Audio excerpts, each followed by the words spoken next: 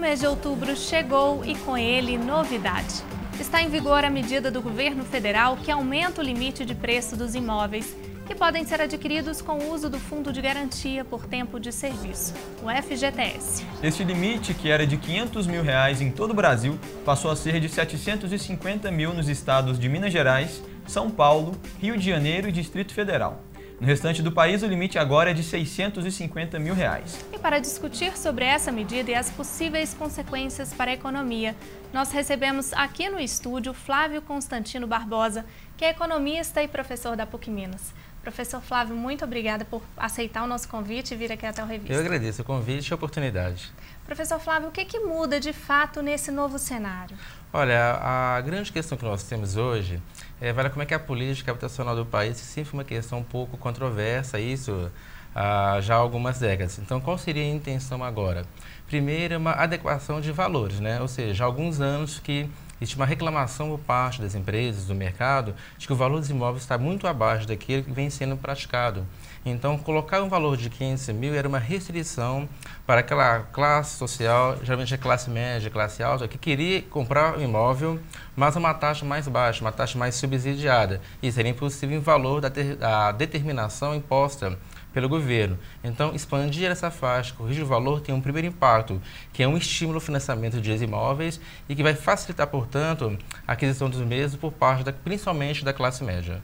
Bom, esse limite estava paralisado desde 2009. Será que isso é uma readequação do mercado ou seria uma estratégia? Pois é, no primeiro momento a gente pode avaliar dessa forma, né? Que eu tenho que adequar, eu tenho que corrigir o valor dos imóveis, até porque tudo aquilo que leva à construção do mesmo também foi corrigido.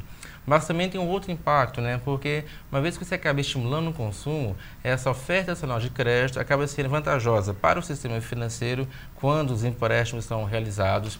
É uma vantagem também, uma estratégia boa para a construção civil, ou seja, é um estímulo à construção de novos imóveis e imóveis agora, na verdade, com valores mais elevados. E para quem já possui, né, imóvel usado também, mas com um valor superior, facilita, portanto, a compra do mesmo. Então, assim, de um lado, é simplesmente uma correção dos valores. Por outro, acaba sendo também um estímulo à economia, geração de mais renda e também empregos. O senhor colocou a respeito da taxa mais favorável, no caso, para a prática do FGTS. Como é que o senhor explicaria isso, só para as pessoas entenderem? Qual que é a possibilidade de uma taxa que vale mais a pena? É o seguinte, hoje o FGTS seria uma forma de captação de poupança. E como é que ele é utilizado? Eu tenho uma captação no mercado hoje que paga, no caso do FGTS, TR mais 3% ao ano. Então a captação é barata, mas é um fundo limitado. Com o crescimento da economia, mais depósitos sendo feitos, portanto, em FGTS, que se percebeu que alguns estados conseguiram se urbanizar mais rapidamente, ter maior poder aquisitivo. Então, qual é a ideia? É permitir que essas pessoas que têm uma renda mais elevada também tenham acesso a um fundo, na verdade, que é mais barato, que cobra juros mais baratos. Então, nessa ideia toda, provavelmente o governo vai tirar, eu imagino, entre 0,5% e até mesmo 1% de taxa de juros das operações. Isso representa um grande ganho, porque a gente está falando de financiamento que vai de 10, 15, e no caso do governo até 35 anos. Então, é um desconto considerável que você tem agora no financiamento do imóvel. Provavelmente a Caixa Econômica vai continuar com uma taxa mais competitiva em função da liderança que ela possui no mercado, a escala, mas também força mudança por parte dos outros bancos, vão ter que se adequar, competir e oferecer uma condição melhor para o consumidor. Então, se a ideia der certo, realmente, a ideia é de você ampliar primeiro a oferta nesses estados e acaba que depois se adequa aos outros também pela nova faixa, é que o consumidor está ganhando, que estimule-se mais a competição entre os bancos e você barateie, portanto, esse crédito. Então, é mais uma ação do governo buscando dar acesso a mais bens esses que são mais caros, mas que também são demandados, que de alguma forma o governo tem que prestar contas também. Então é uma estratégia do governo para facilitar também esse consumo, já que a nossa economia anda um pouco a passos lentos. A gente mais percebe nesse governo são medidas voltadas para o consumo, né, para a demanda. Então a ideia é essa, você tem esse estímulo à demanda, potencialmente a criação de mais empregos, a construção civil é um setor que tem essa tendência de gerar muitos empregos. E se a gente for pensar bem, então, facilita a vida, a princípio, do mutuário, daquele que vai adquirir, que vai financiar o imóvel, mas também acaba sendo estímulo por parte da produção, da geração de empregos.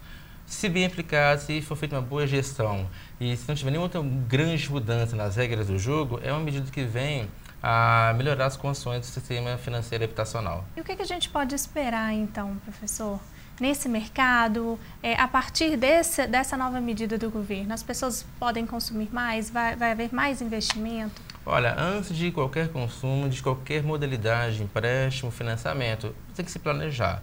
Então a questão é, por mais que o governo te dê uma condição mais vantajosa, mas eu estou preparado para assumir esse ônus, até porque o período é longo. Então o que eu disse no início, você tinha um país que era instável, você tinha um mercado de trabalho que era muito pouco dinâmico, você não tinha essa questão de ofertar crédito num prazo muito longo. Isso nós estamos, na verdade, aprendendo. Então, educação financeira, o planejamento tem que ser levado em conta. Não é só aquilo que eu acho que eu posso pagar, o que a gente costuma falar, se a prestação cabe no orçamento é o suficiente. Não, não é isso. Você tem que estar preparado, tem que ter formas de seguro, inclusive, e até mesmo os grandes bancos estão sujeitos também a oscilação. Então a questão é, eu posso aproveitar o momento? Sim.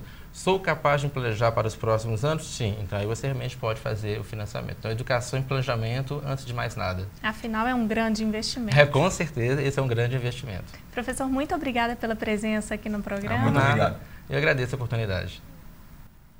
De acordo com o Censo Escolar de 2009, quase 44 mil alunos de escolas públicas da capital não têm o nome do pai no registro civil. A figura paterna tem grande importância na educação dos filhos e na relação familiar.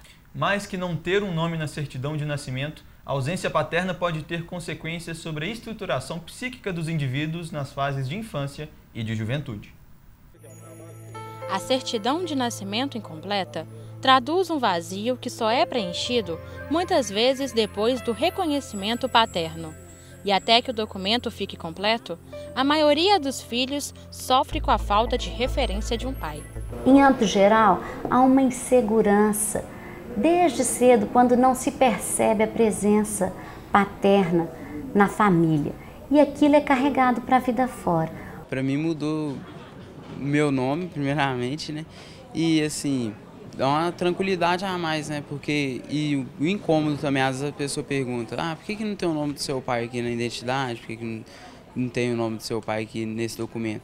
Aí agora eu vou ter e vou poder falar, entendeu? De acordo com o Censo Escolar de 2009, há quase 44 mil estudantes de escolas públicas de Belo Horizonte sem o nome do pai no registro civil. Só no ano passado, foram abertos 7.377 pedidos de reconhecimento de paternidade. Destes, 3.348 ainda aguardam o nome dos pais biológicos no registro. Hoje a paternidade precisa ser vista pelos pais. O pai tem que entender que ele tem uma obrigação, um dever jurídico de cuidado com essa criança. Então não é só pagar alimentos, ele tem que cuidar efetivamente dessa criança, ele tem que dar a ela uma referência paterna para que ela se desenvolva. Para promover o reconhecimento de paternidade e orientar sobre os direitos e deveres do pai, a Assembleia Legislativa de Minas Gerais, em parceria com a Defensoria Pública do Estado, realizaram a solenidade de lançamento do mutirão Direito a Ter Pai. Com o programa, novas famílias poderão ter o registro civil completo. Eu preocupei demais na hora que ele nasceu, a gente brigou e eu não... muito nova, acabei indo no cartório registrando ele sozinha e aí depois a gente reatou e aí nós, viemos agora depois de 17 anos para reconhecer ele. Acho que é comodismo mesmo, né? Nunca tivemos aquela assim, não temos que fazer mesmo, que é a prioridade e a correria do dia a dia, né? Então assim, nunca sobra tempo, a vida é muito corrida. Então, hoje é muito bom, ele fica feliz, a gente também. E é meu filho mesmo, e tem meu nome, agora tá tudo ótimo. O objetivo é que elas venham para a Defensoria trazendo o nome do pai e o endereço. Nós convocamos esse pai para vir à instituição no dia do mutirão. Então nós também fazemos na hora o reconhecimento voluntário de paternidade. Já fazemos acordos quando a criança é menor, Acordos com relação a guarda, alimentos, visitas.